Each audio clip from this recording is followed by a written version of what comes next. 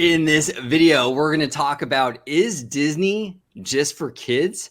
We're going to talk about magic keys, the believe and dream keys possibly going away. There's that rumor going out there, and much, much more in this episode of Orange Grove 55.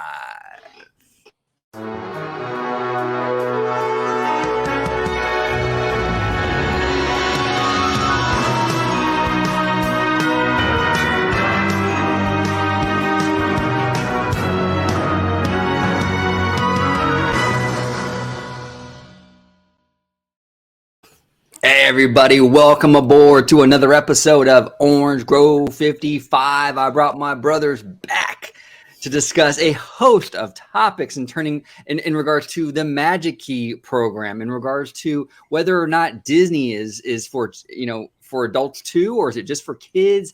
We're going to talk about some nighttime entertainment coming back. We have a lot to discuss today. So I'm going to start introducing my panel, and we're going to dive right in. Mr. VashSky, producer Dre, welcome back, sir. Doing very good. I'm happy to be back. Happy to be back with the gang here, and it's been a little while. So yeah, I'm very excited to talk about the topics today. If you want to find me, it's going to be at VashSky right down there, just like it's spelled, on Twitter. Interestingly enough, I know that's going to be an interesting topic today, but you can find me there. And if you want to see me, well, it's going to be on the channel you're watching right now, Orange Grove 55. But firstly, Squeeze, your source for juice, news, and info. Squeeze fresh, right from the Grove. There you go for today's today's series of events. Perfect. And then Mr. Family Man 23, if you could introduce yourself and let everybody at home know where they can find you on social media, sir. Absolutely. You can find me on my YouTube channel, Disney Family Man 23, on Twitter at Disney George, go figure. And of course, here on YouTube on Orange Grove 55 with Citrus Corner. Perfect. All right. So today's first topic. There has been a whole lot of talk the past few days about magic keys. Okay. And to kind of set the table, someone reportedly tried to renew their magic key. Dre, was that a believe or a dream key? Did they ever say what key they were trying to renew? I don't think so. I didn't hear which key specifically they were trying to renew. But they, the implication is that believe and dream keys are at stake. So that's kind of it leads me to believe that maybe it was a believe key. And maybe this would be applicable to the higher tiers. That's what I was thinking. I think when the article, if don't quote me, but I think it was a believe key because it was supposed to be going up in May, was for the renewal. Yes, and the May renewal is actually, I believe this person in particular actually upgraded their 3-day ticket to a magic key when the magic keys were released in August, and I guess it's the expiration date gets backdated. So that's why this person is renewing a few months earlier than the magic key rollout, right? Which kind of ties into this whole situation a lot, I think. So when they tried to renew, they got a statement from Disney, or a cast member, I believe, saying that they're currently not renewing the Believe and the Dream keys, right? And of course, Twitter and social media, they were losing their minds over this. This is like a disaster of all disasters. Dre, overall thoughts on this in regards to this whole story about, Disney possibly not wanting to renew these Believe and Dream keys? What's the implication of this? What are the ramifications? What's going on here? What's happening here? So with this instance specifically, some people have said, well, it's an anecdotal example. Maybe cast members were confused. Maybe there was some kind of error on this person's part. I'm not quite sure how that's all shaking out with this particular incident, but there's kind of a belief inside the company that's like, maybe this program isn't working out 100%, right? And not even for us, because as far as the company's concerned, it's a lot of management. and resources on their end to try to keep everything in balance, keep everything going. The various buckets require constant adjustment on their end. Obviously, we've gone over the lawsuit, so there's kind of this idea that maybe we should reevaluate this program here, and that leads me to believe that no, I don't think Disneyland is going to be getting rid of the Magic Keys or the AP program in its entirety, but maybe readjusting some things. And the only way you can kind of do that is if you sunset the current program. So it's going to be fascinating to see how that happens. That they might not go through the renewal process in order to work it out gradually over time. Yeah, George, what are your thoughts, sir? Overall thoughts on this whole situation? Honestly, it really doesn't surprise me. I mean, I think from the very beginning, we were all kind of excited with the main title, Magic Keys, and it's like, and then when they brought out the whole entire system, it's like, well, it's just the same thing with fancy lettering, with minor tweaks here and there as far as with the backlash of, you pay a premium price for a high-end Magic Key, and they say, quote unquote, there's no blockout dates, but at the same time, you still need a reservation like everybody. And if those reservations are not available, guess what? It becomes a blockout date, So it doesn't really surprise me that they're, trying, because I think it's funny that they started out where, you couldn't buy any new ones. They stopped it there. Now it's moving into the renewal. So I think we're starting to see a driving force within Disney that they're saying, okay, they're actually listening to the guests this time where it's just not working. And as Mr. VashSky had put it, to rework a completely different system, and hopefully it'll work out in the end, because I mean, I'm not going to lie.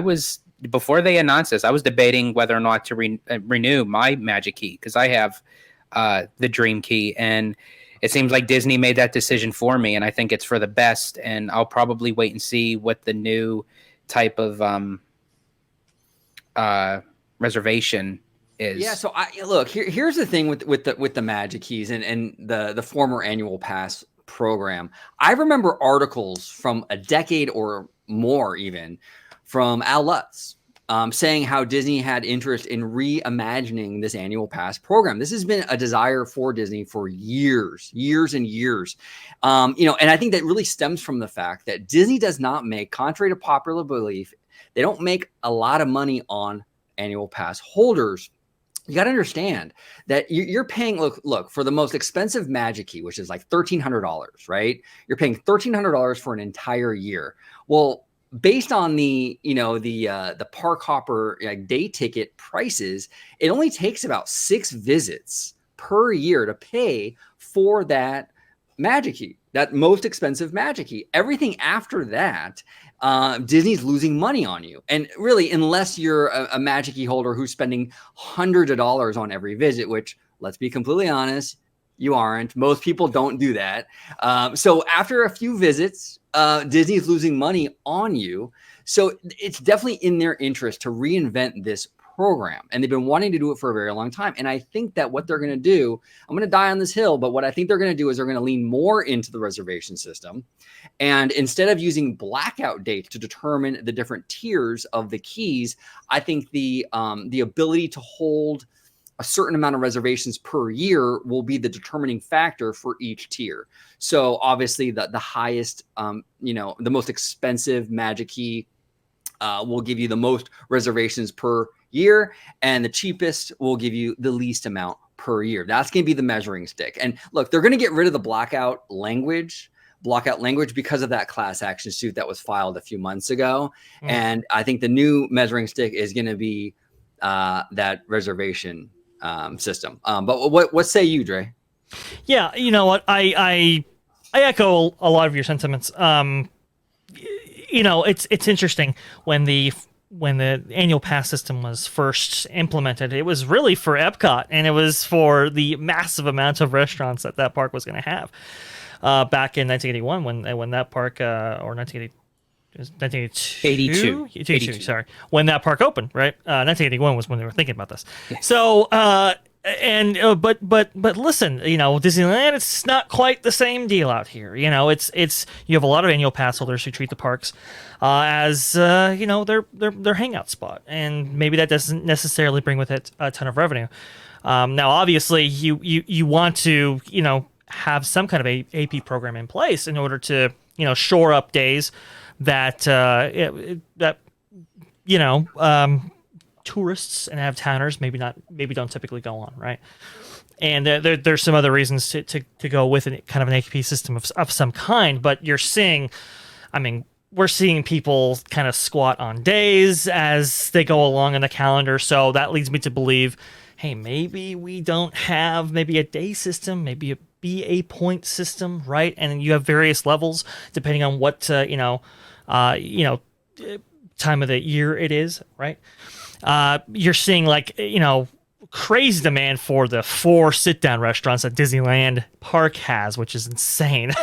I mean, we really do need some more sit-down restaurants, but you're just seeing a lot of these effects and how it interacts with ticket holders and stuff like that. I don't think it's, like I said, I don't think that the program really kind of worked out in the best way possible for Disney, and I think they're going to rectify those issues. Now, this leads me to believe that accessibility is maybe a problem, right? So price probably goes up in order to prevent, in order to keep down that accessibility. But I think if you keep the reservation system, you still have problems with demand. They actually sent out a survey suggesting that, like, hey, is one of the reasons that you own an annual pass is it because you can't get them in other times of the year? Is it because do you squat on dates because you can't get the dates that you're looking for? That kind of stuff. They're already kind of looking into that. So it's expects things to change for sure. Yeah. Now, did they give any updates on the lawsuit? Was there anything that was mentioned? Could something have been maybe done under the table, which then made Disney kind of look at the bigger picture to make this right? You're talking about like a settlement? Yeah. No. Nope. I've been tracking that case as closely as I can, and I don't think they've had their day. The plaintiffs or the people suing. I don't think they've had their day in court quite yet. Okay. So it's going to be interesting to see how that works out. It's interesting. One of the problems that I see with the annual pass system as it currently exists, right? I see a lot of folks kind of like they reserve a day, so they have a day set, right? And it's like, well, any type of visit justifies as me, taking, using that day, so to speak. And a lot of annual pass holders, or maybe not a significant portion of them, but I don't know. I haven't seen the data on how far this goes, so I don't know. We'll see. But I'm seeing like them maybe going for like an hour or two, and it's like, wow, you've denied access to a ticket holder potentially or another annual pass holder who wanted to visit all day, and yet you've had this date set aside so that you can go for less than a couple of hours. I don't know how you maybe fix that issue. But it's issues like these that are kind of getting Disney to kind of say, maybe we should rethink this. Yeah, you're absolutely correct, Ray. Because a person that does a reservation, right, and they go for a couple hours and leave, that person potentially took a spot for somebody that might have spent the whole day there and spent a whole lot more money. Yeah. And that's really what it comes down to, is that Disney does not want bodies in the park for the sake of bodies in the park. They want to look. It's a business. They want to make the most money they can.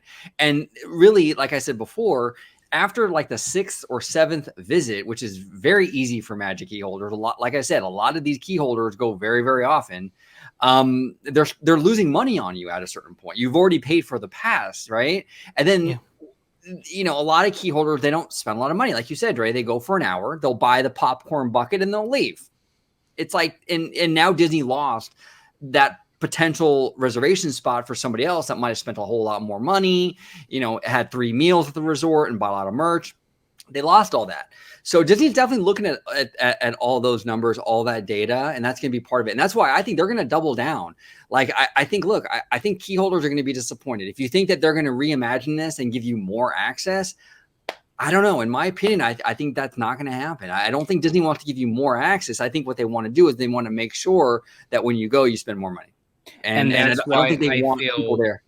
And that's why I feel this is like on the subject, but off the subject. This is why I feel that Disneyland Forward is going to be more of a go, because in the long run, that's Disney's goal for Disneyland. They want it to be more of a tourist destination in the sense where people spend multiple days at the resort as if they were at Walt Disney World. Right. So I think even like for a local, even if you were a local to come down, they don't want it to be like a one and done sort of speak. Right. As you guys said, in the park, out of the park. If you're going to be there, you're going to stay there for 2 or 3 days. Yep, 100%. Now we got topic number 2. Now this is a very interesting topic. Now this topic might be a little, I don't know, might be a kind of a controversial topic. Whenever we talk about Disney adults, it spurs a lot of passion. Okay. Now I want to make it very clear. I'm a Disney adult. Okay. I dedicated a whole YouTube channel to it. All of us here are Disney adults. So I want to preface that. But I want to kind of get into this topic of like, is Disney only for kids? Because there are people out there that will tell you that, hey, you know what? Unless you have kids or you are a kid, you really have no place going to Disney. I mean, that's kind of weird, right? It's kind of weird. You're weird, man. Why are you going to Disney when you're an adult? You don't have any kids, right? There's a narrative out there, very much so, about that. Now, I completely disagree with it. But before I dive into my opinions, I want to talk to Dre first about this. Disney adults, where are you at with this in terms of like, is it weird? What's going on here? Yeah, I mean, just because something has been marketed heavily towards children doesn't mean it's just for children, right? I think that's kind of the distinction there. I think a lot of the association that comes with, it's just for kids has been, some kind of the advertising, so to speak, right? It's been kind of the kind of the popular sentiments surrounding the parks, I think, in kind of the mainstream. Right. But that doesn't mean it's necessarily for, like, exclusively for just kids. I mean, Walt was, he was in his, what do you want to say, his 50s when he developed Disneyland and stuff like that, and a lot of those Imagineers, worked not just to, just to I don't know, do stuff for the kiddos. But a lot of it was because they themselves wanted to see a lot of that stuff, right? They themselves wanted to experience a place like this, or like, Disneyland or any of the, various Disney theme parks around the world. They kind of they didn't talk down to children, right? They didn't just direct all their efforts towards children. Now, obviously, a lot of like Fantasyland stuff like that, maybe took kids a little bit more into account. But overall, I mean, it was, to all who come to this happy place, welcome, kind of thing. And I think myself, I don't. I mean, maybe you can say, some aspects, maybe that's a little, right. Weird. But overall, I mean, if you like theme design, if you like architecture, if you like kind of this kind of environmental storytelling, utilizing the physical real world, I think anybody can appreciate that, whether you're young or old. No, I 100% agree. I mean, look what Walt Disney was trying to do here. Like, even with Epcot, trying to build a city of tomorrow, utilizing all new technology. This is stuff that can capture the imagination of any age. Right. I've always been really fascinated with like space travel and new technologies and things like that. I don't think any of those topics are for kids. I mean, they can be. I mean, cool. Kids are into it, cool. But it's also for adults. And that's all weaved into Disney, right? Like all that, like you said, Dre, architecture, theme design, storytelling, right? This can all be very adult subject material. And to kind of like dismiss it as, just for kids, is really kind of, in my opinion, closed-minded. And I've even dealt with this like in past jobs, right? People will kind of like, almost like in a condescending way, like, why do you always go to Disneyland? It's for kids, right? And I've always noticed these are the same people that watch sports. Well, believe me, sports is not exactly 100% like, mature entertainment. I see people in the stands with face paint, their shirts off, painted nipples, all kinds of stuff, right? So that's the adult thing to do. Yeah, that's the adult thing to do. But, don't wear Mickey ears, though. Then you're a freaking, weirdo, man. Weird. It just doesn't make any sense to me. In my opinion, I think that let people be people. They like what they like. And here's the other thing. And my Disney adults might not want to hear this. I am a Disney adult. I love this stuff. Okay. But let's be honest. Sometimes the way that fans go about it is fucking weird. I mean, sometimes there are people that are into it in a weird way. And that goes for any fandom. That goes for any fandom. But sometimes it is weird. It is weird. And look, that doesn't mean that everyone who likes Disney or Walt Disney's legacy or the parks is weird. Not at all. But there are certain fans that do take it to a weird level.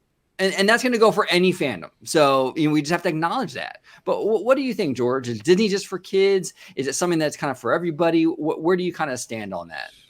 Well, I think it was the initial conception of Walt himself, sitting at, Griffith Park with his two daughters, them riding the carousel, him sitting there, eating peanuts or popcorn or what have you. And, he wanted something where, adults can join in on the fun. Now, that doesn't necessarily mean you have to have kids in order for an adult to have fun, because Disney was always big with the tagline and the slogans, the young and the young at heart, so they would be going back on, everything that they believed in if that was the case.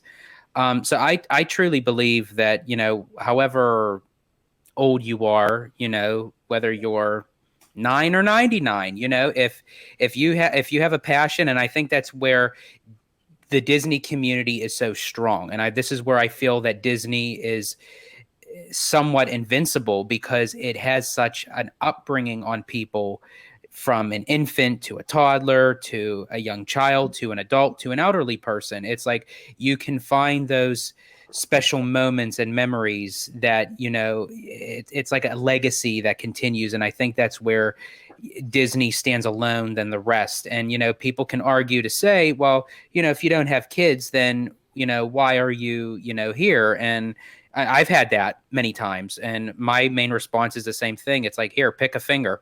So it's like, Well, I mean, yeah. And these parks, look, it's, you go to Epcot, right? And you can experience a taste from various countries from around the world. Exactly. It's like when people think of Disney, they just associate to cartoons and the characters, which even if an adult wants to meet the characters, that's perfectly fine. But as you had mentioned, OG, you have Epcot with the futuristic of technology and the World Showcase with all the countries and the cultures. And then you have Animal Kingdom, all about live wildlife preserve. And you have thrill rides, sometimes, young kids are scared of that stuff, but, teenagers into young adults, they love that stuff. Right.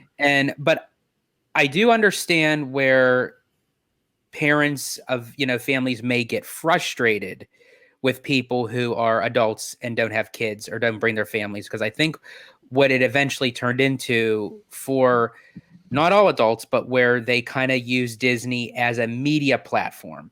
And I'm not saying this as disregard to any vlogger, any blogger, any YouTube, I'm just telling it as it is, as a fact, where, you have these people that are constantly there to make videos, do vlogs, and, a lot of people don't really like to deal with that in their vacation. But that also sets up the argument that, it is a place for everybody, to one's own taste, so I could see where that argument would come. But at the end of the day, we all love what we love. We all do what we do for a reason. And that's the bottom line. Here's one thing that I think all of us have to consider, especially in this space, right? In that, if you're going to have, like, let's say you have a YouTube channel and you talk about aliens or you talk about the afterlife, there's going to be a percentage of people that go into watching your videos wanting to tear it down. They just are. They're going to want to go in there and go, oh man, look at this guy talking about aliens, tinfoil hat, weirdo, right? There's a certain percentage of people that will go into your video. It was one Friday night. I'm sorry. Right. Yeah, exactly. But there are certain people that are going to want to go into your video to tear it down just based on the subject material. And Disney is kind of one of those things. If you're going to be up here, like what we do here, and let's say you're going to make a video, say, defending Galaxy's Edge, right? And you got a bunch of Star Wars shit behind you, and you're wearing a Star Wars shirt, and you're wearing the Mickey ears. You just have to understand, fandom, that you're going to probably get a lot of comments saying, hey, you're a shill, da, da, da, da. It comes with the territory. Now, look, it helps sometimes to maybe, if you're going to do videos like that, to not have all the stuff behind you and wearing the Disney shirt with the mouse ears. It might help to kind of bring some of those people on board and take you a little more seriously. That's fine. If you want that, do that. If you don't care what other people think, then have whatever you want. But we just have to acknowledge, though, that that is a thing. Look, they're going into your video, a lot of people, and they're wanting to tear you down. And they're going to use everything that in your video, including the stuff behind you, as ammo against you. So just understand that. You know what I'm saying? But go ahead, Ray. I'm sorry. I think you wanted to chime in. Oh, yeah. Well, and one of the things that kind of precipitated this whole conversation, and maybe speaks to why we bring up the vlogger specifically, is because there was an incident where a certain vlogger was trying to take part in like this kind of magic photo opportunity at Epcot, and was denied because they were an adult. And it was like, wow, that's quite interesting. They said that they were limiting the experience just for kids. And it was like, wow, that's, you don't often see that at any of Disney's theme parks. So it's as this fandom matures, as this kind of themed entertainment enterprise matures, maybe we see more of that depending on the experience and things. We already see that with some activities, right? I think, like, for example, like Toontown, right? The ball pit that was available early in its life cycle, right? I think there was like maybe a height restriction, where you couldn't be of a certain height or beyond, and maybe that area wasn't for adults and stuff like that. Maybe we do see more of that as time goes on. I don't know. We'll see about that, but it's just quite an interesting kind of dynamic and how all that works. It's interesting. Themed entertainment, yeah, a lot of people say it is just for kids, but Tony Baxter, back when he was going to California State University in Long Beach, didn't quite think of it that way. He thought of it as this kind of penultimate art form, so to speak. Yeah. And I remember that him having a discussion, I believe it was with his theater professor, who was like, hey, I need a project back from you that's theater driven. It's like, well, hey, Disneyland's theater driven. I think Disneyland's the ultimate theater experience. And she's like, what are you talking about? It's not the. What I mean, it's a theme park. It's not themed. That's not like a theater. And he's like, no, yeah, it is. I'll show you. Took her down to Disneyland for the first time, and she was an instant. She got it. She understood it. Like, wow, this is a live theater type exposition. And so she was a convert to loving Disneyland, and they were friends ever since. From that. But I think if you appreciate theme design, and like you said, people are into all kinds of fandoms and passions. This just happens to be one of them, but it has a broad, favorability among the populace, no matter who you are. So, no, 100%, and it kind of gets that's the thing. Theme parks kind of get disrespected like animation does with the Oscars. Yeah. It's always seen as like, it's always like kind of poo-pooed, and it frustrates me because, like you said, Dre, perfectly. Like with Tony Baxter and everything, this is art. This is art. This is theater. This is architecture all rolled into one. It's really, really cool. And to kind of like just kind of narrow it down into just like kiddie stuff, like it's some sort of Chuck E. Cheese kind of experience. It's just not true. It's just not. This stuff can be really, really cool for adults. And really Disney, when you go to a Disney park, it's a different experience depending on who you go with. Like if we go, like the three of us, it's a different kind of experience than if you're going to go with your child, right? Yeah. And that's the beauty of it. You know, it's something that kind of morphs with the people, kind of morphs depending on the people you're with. You know, and it's pretty amazing stuff, man. And I do think it's not respected enough in this world. And I think a lot of these people that kind of poo-poo it are just, I'll be real, I'll be straight up, that they're just closed-minded. I see a lot of people out there like what's that guy? Cernovich, you know, he's big on this. He talks shit. He talks a lot of shit. Yeah, he does talk about this a lot. Oh, about people that are adults that go to Disney and don't have kids. It's like, you know, loosen up, man. Like, Then there's the people who say that and they never stepped foot in a Disney park. Right. Well, it's like, well, what relevance do you really have of it if you never experienced it yourself? Exactly. But I do have to say, I watched a YouTube video more recently, paging Mr. Morrow. So shout out to Nate, huge fan of you if you're watching.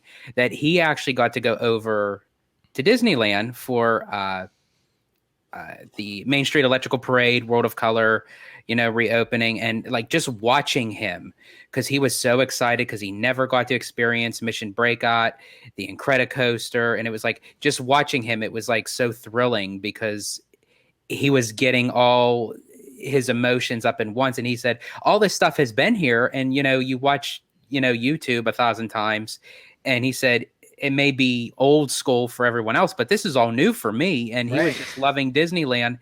And to kind of cap it off, as far as when he was watching Disneyland Forever, you can like listen to the crowd singing all the songs. Yep. And majority of it was all adults. Well, and George, you bring up a great point, even in regards to songs, right? A lot of people, a lot of normies will kind of blow off. It's a Small World. Oh, it's kids fair. That's for kids. Not really. I mean, world peace, a message of global unity is something that I think everyone can kind of embrace, right? I mean, that's not like necessarily a kid thing. I mean, that's something that we all kind of as a global community kind of strive for. It's a global message. It's not just for kids, you know, but a lot of people just kind of poo-poo it. Just for kids. Come on now. Yeah. Richard Sherman talks about how he, you know, they were kind of writing that song on kind of the precipice of the Cold War. So it was like, you know, he kind of thinks of it like, hey, you know, it's just a message about just let's not blow everybody up here kind of thing, which is kind of a fascinating thing. That's definitely not kids material, right? But it speaks to the kind of a, you know, innate kids in all of us, and I always thought that was a kind of a fascinating thing that people kind of poo-poo this song, but it's like, yeah, understand the context though. I mean, it was getting a little dicey there. This is why those kind of you know, songs would come out of this time period. Yeah, 100%. Perfect. So last and final topic of today. We got to dive into entertainment. Entertainment is coming back, y'all. Look, I got to say right out the gate, I have my doubts. I had my doubts about that new Electrical Parade intro when they got rid of Ladies and Gentlemen. I just thought, hey, you know what? This might sound a little weird. I didn't know what they were going to do with it. My worries were completely unwarranted. I absolutely fell in love with the "To All Who Come to This Happy Place" thing. I think they handled it, chef's kiss, beautifully. Just in my opinion, I loved what they did with that. But I'm really happy to see Electrical Parade back. I'm really happy to see Fantasmic coming back and World of Color. George, I know you were really into this topic. You brought it up to me. Where are you at with this? With Disneyland Entertainment coming back, the virtual queue system, everything. Where do you stand right now, sir?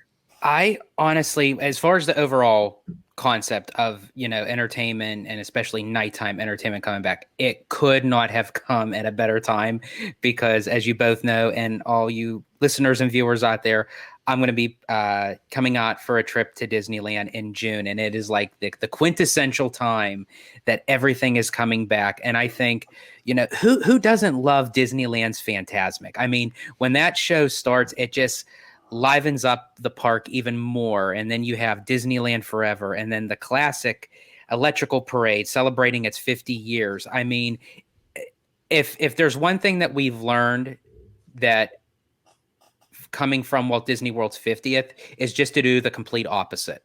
And I'm sorry, Disneyland is doing it. Right. No, George, you hit the nail on the head. Whatever Disney did with Walt Disney World's 50th, do the opposite and you'll be very successful. Yes. Yeah, exactly, right?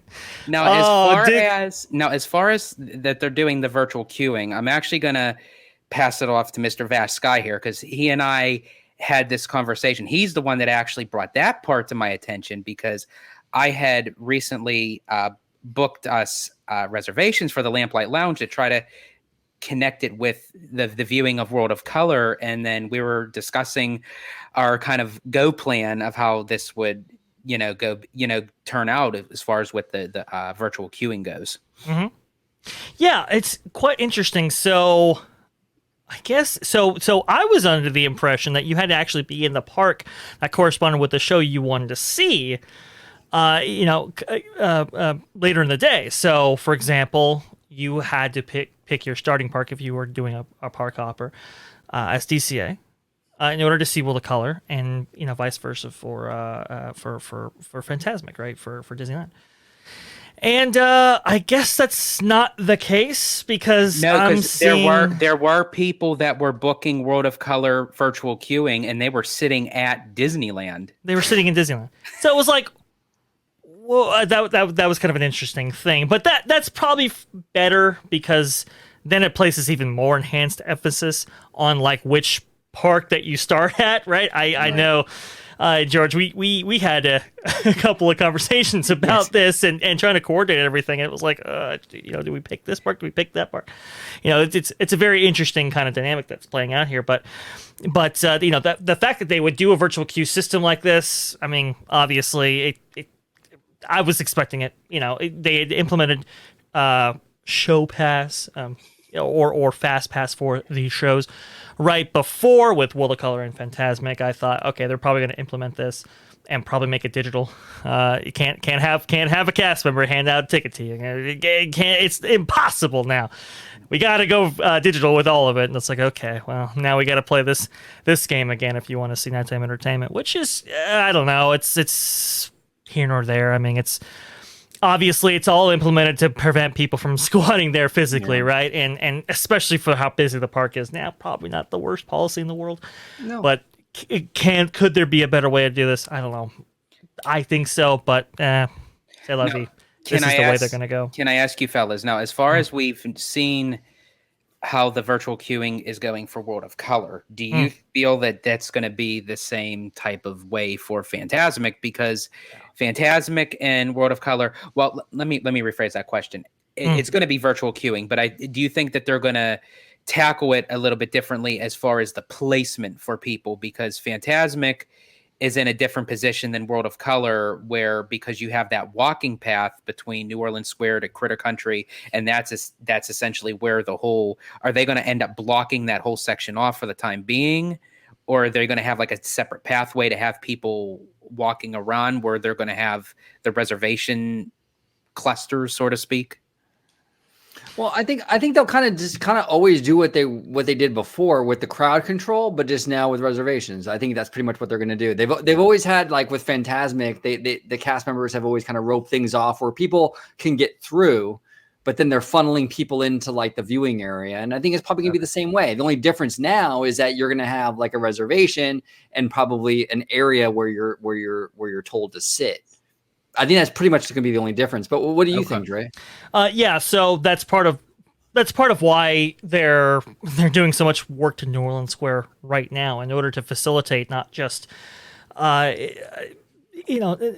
crowd flow as it relates to normal daily operation for that land, but also for Fantasmic, right? So the pathways that you have for guests behind the viewing area and so forth can be facilitated much easier because you're getting rid of some of these tiers and stuff like that, opening up walkways a little bit, and all that will be rearranged a little bit in order to account for some of this construction that we're seeing right now.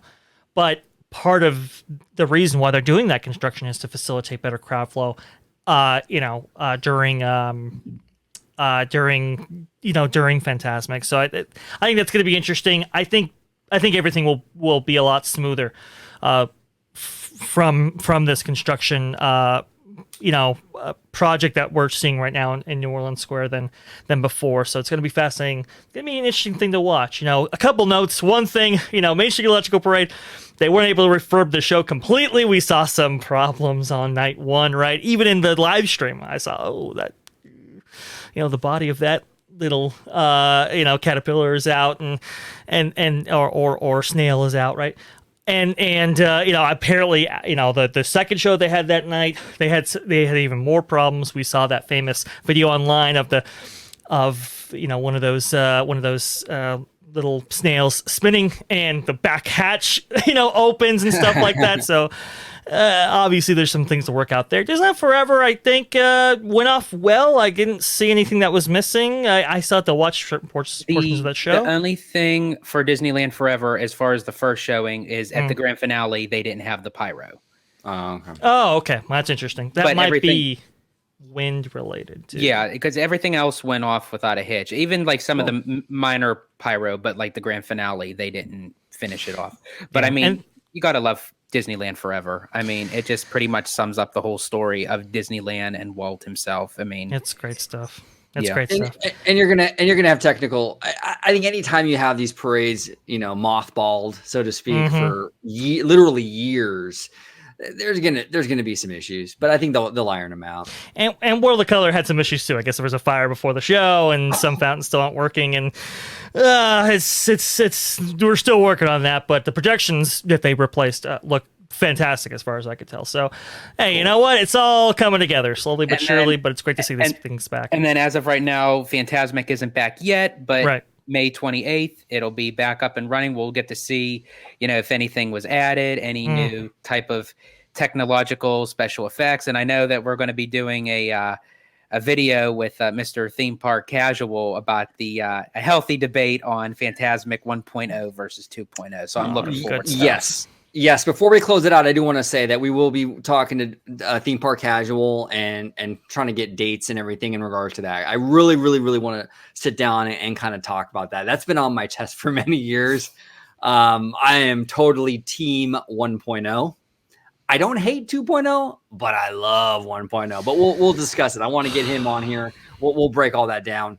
But I want to thank you guys so much for coming on today, talking a bunch of stuff in terms of nighttime entertainment, in terms of Magic Keys, in terms of Disney adults. We dove into a lot of great stuff here. Comment down below, everybody watching. Comment down below with your opinions and takes on everything we discussed today. Like, subscribe, share the video.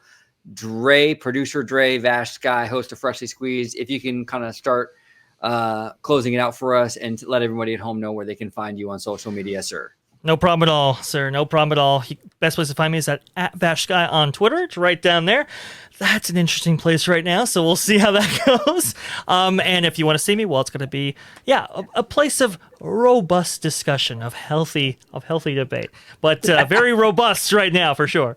And if you want to see me, well, it's going to be on the channel you're watching right now, Orange Grove 55 at Freshly Squeezed, your source for news and info, squeezed fresh, right from the Grove. But really, nothing compares with a freshly squeezed. Love it. Perfect. And down below, we got Mr. D23. George, where can everybody at home find you, sir?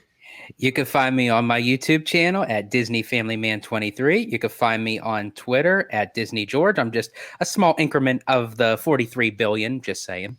And then, of course, you can find me here on Orange Grove 55 with Citrus Corner. Perfect. I want to thank you guys for coming on today, talking a lot of shop. It was a lot of fun. We got a lot more great content coming out, a lot of good ideas in the pipeline. It's going to be a lot of fun. So, but thank you all for watching. Thank you for coming on. And as always, have a wonderful, wonderful day.